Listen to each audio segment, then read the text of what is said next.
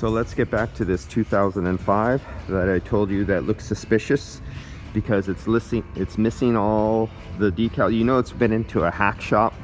When a body shop leaves off all the decals, that's usually considered one of the very, look at all the decals are missing. That's a low-end hack shop, body shop that it's been to. And look what we have here.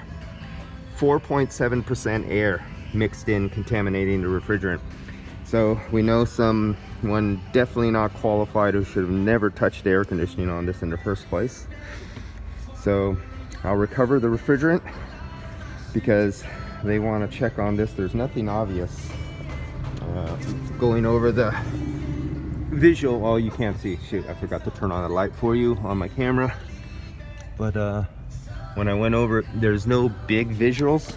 I'll go over it with the refrigerant electronic leak detector, but we do see a lot of oil here, but that could have come from when they disconnected, when they charged it up, and then the road dirt just goes over all the oil.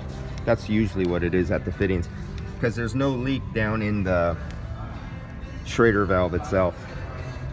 All right, let's get back onto this one too, and then we'll get back onto this one.